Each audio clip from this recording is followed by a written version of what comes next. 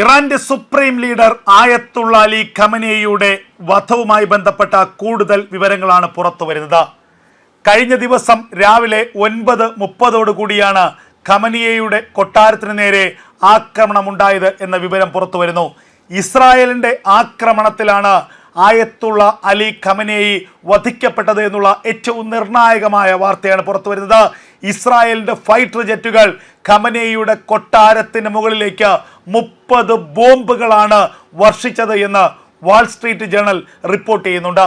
ഏറ്റവും പ്രധാനപ്പെട്ട വാർത്ത, 30 ബങ്കർ ബസ്റ്റർ ബോംബുകൾ ആയത്തുള്ള അലി ഖമനേയിയുടെ കൊട്ടാരത്തിന് മുകളിലേക്ക് ഇസ്രായേൽ വർഷിച്ചിരിക്കുന്നു. ബെഞ്ചമിൻ നെതന്യാഹു എന്ന ഇസ്രായേലിന്റെ നേതാവിൻ്റെ ഏറ്റവും വലിയ ശത്രുവായിരുന്നു ആയത്തുള്ള അലി ഖമനേയി. ആ ഖമനേയിയെ വധിക്കാനുള്ള ഉത്തരവാദിത്തം ജൂതരാഷ്ട്രം തന്നെ ഏറ്റെടുത്തു എന്നുള്ളതാണ് പുറത്തു വരുന്ന വിവരങ്ങൾ.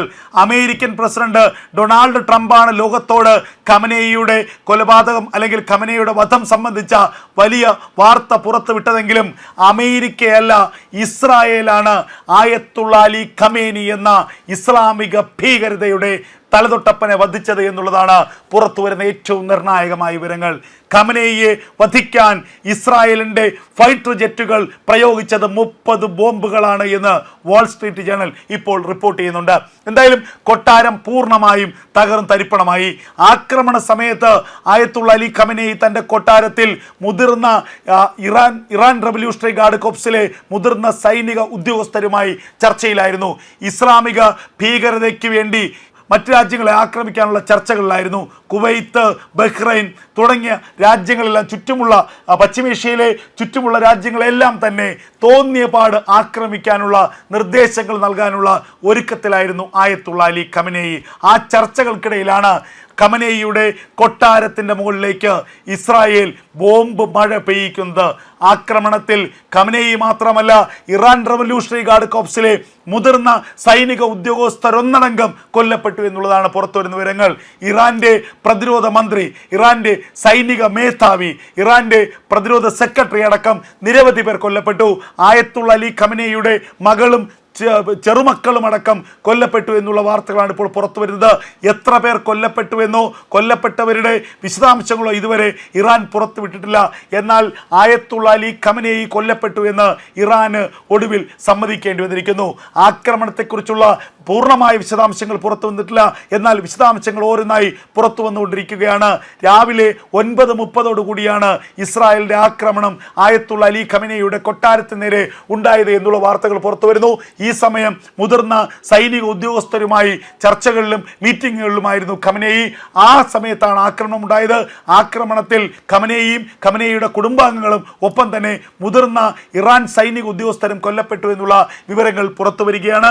37 വർഷക്കാലം ഇറാനെ നയിച്ച, ഇറാന്റെ അവസാന വാക്കായിരുന്ന ആയത്തുള്ള അലി ഖമനേയി ഇറാന്റെ അവസാന വാക്ക് മാത്രമായിരുന്നില്ല, പശ്ചിമേഷ്യയിലെ ഇസ്ലാമിക ഭീകരതയുടെ തലതൊട്ടപ്പനായിരുന്നു ആയത്തുള്ള അലി ഖമനേയി. ആ ഖമനേയിയാണ് കൊല്ലപ്പെട്ടത്. ഹമാസിന്റെയും ഹിസ്ബുള്ളയുടെയും നട്ടെല്ലായിരുന്നു ആയത്തുള്ള അലി ഖമനേയി. മിഡിൽ ഈസ്റ്റിലെ ഇസ്ലാമിക ഭീകര സംഘടനകൾക്കൊക്കെ തന്നെ പണവും ആയുധങ്ങളും നൽകി അവരെ വളർത്തി വലുതാക്കിയത് ആയത്തുള്ള അലി ഖമനേയി തന്നെയായിരുന്നു. ഇസ്രായേലിനെ പോലൊരു രാജ്യത്തെ നിരന്തരം ആക്രമിക്കാൻ വേണ്ടി ഹിസ്ബുള്ളയ്ക്കും ഹൂതികൾക്കും ഹമാസിനും ആവശ്യത്തിന് പണവും ആയുധവും നൽകി ആ ഭീകര സംഘടനകളെല്ലാം വളർത്തിയത് ആയത്തുള്ള അലി ഖമനേയി എന്ന ഈ വൃദ്ധനായിട്ടുള്ള ഒരു മത ഭ്രാന്തനായിരുന്നു എന്നുള്ളതാണ് യാഥാർത്ഥ്യം. ആ ഖമനേയിയെ ഒടുവിൽ ഇസ്രായേൽ വധിച്ചിരിക്കുന്നു. ഒരു തരത്തിലും അമേരിക്കയ്ക്ക് ഈ ആക്രമണത്തിൻ്റെ ഉത്തരവാദിത്തം അല്ലെങ്കിൽ ഈ ആക്രമണത്തിന് ക്രെഡിറ്റ് ഏറ്റെടുക്കാൻ കഴിയില്ല. ഇപ്പോൾ ഇതാ അമേരിക്കൻ മാധ്യമങ്ങൾ തന്നെ പുറത്തുവിടുന്ന വാർത്തകൾ ശരിയാണെങ്കിൽ ഇസ്രായേലിൻ്റെ ആക്രമണത്തിലാണ് ആയത്തുള്ള അലി ഖമനേയി കൊല്ലപ്പെട്ടിരിക്കുന്നത്. 30 ബോംബുകൾ ഖമനേയിയുടെ കൊട്ടാരത്തിന് മുകളിൽ ഇസ്രായേൽ പതിപ്പിച്ചത് 30 ബോംബുകൾ. ആ 30 ബോംബുകളിലാണ് ഇറാന്റെ എല്ലാ പ്രതീക്ഷകളും, ഇറാന്റെ എല്ലാ ധൈര്യവും, ഇറാന്റെ എല്ലാ ഊർജത്തെയും തകർത്ത് തരിപ്പണമാക്കിയത്. നമുക്കറിയാം, 1989 ഇറാന്റെ പരമോന്നത നേതാവ് പദവിയിലേക്ക് എത്തിയതാണ് ആയത്തുള്ള അലി ഖമനേയി.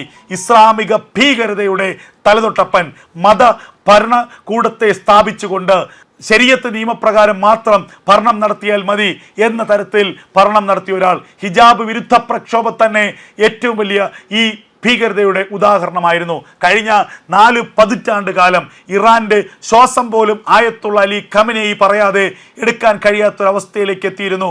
ആ ആയത്തുള്ള അലി ഖമനേയി എന്ന അവരുടെ സുപ്രീം ലീഡറിനെ ഇതാ ഇസ്രായേൽ വധിച്ചിരിക്കുന്നു. ജൂതന്റെ പ്രതികാരത്തിന്റെ ഏറ്റവും വലിയ അടയാളമായിരിക്കുന്നു. 2023 ഒക്ടോബർ മാസം 7-ാം തീയതി ഇസ്രായേലിലേക്ക് കടന്നു കയറി ഹമാസ് എന്ന ഭീകര സംഘടന നടത്തിയ കൂട്ടക്കുരുതി, ആ കൂട്ടക്കുരുതിക്കുള്ള തിരിച്ചടി കഴിഞ്ഞ 2.5 വർഷക്കാലമായി ഇസ്രായേൽ നടത്തുന്നു. ഹമാസിനെ ഛന്ന ഭിന്നമാക്കി ഇല്ലാതാക്കിയിരിക്കുന്നു. അതിനിടയിൽ ഹമാസിനെയും ഹിസ്ബുള്ളയെയും സഹായിച്ചുകൊണ്ട് ഇസ്രായേലിനെതിരെ രംഗത്ത് വന്ന രാജ്യമാണ് ഇറാൻ. അതിൻ്റെ പിന്നിലെ ഇസ്രായേലിനെ ആക്രമിക്കാനുള്ള ചാലകശക്തി ഖമനേയി ആയിരുന്നു. പലപ്പോഴും ഇറാനിലെ തന്നെ സൈനിക നേതൃത്വം അതിനെ എതിർത്തുവെങ്കിലും ഈ ഖമനേയിയുടെ ഒറ്റ പിടിവാശിയായിരുന്നു ഇസ്രായേലിനെ ആക്രമിക്കുക എന്നുള്ളത്, അമേരിക്കയെ വെല്ലുവിളിക്കുക എന്നുള്ളത്. അങ്ങനെ ഖമനേയി പറഞ്ഞ വലിയ പിശാചും ചെറിയ പിശാചും ചേർന്ന് ഒടുവിൽ ഖമനേയിയെ ഇല്ലാതാക്കിയിരിക്കുന്നു എന്നുള്ളതാണ് പുറത്തു വരുന്ന ഏറ്റവും സുപ്രധാനമായ വാർത്തകൾ.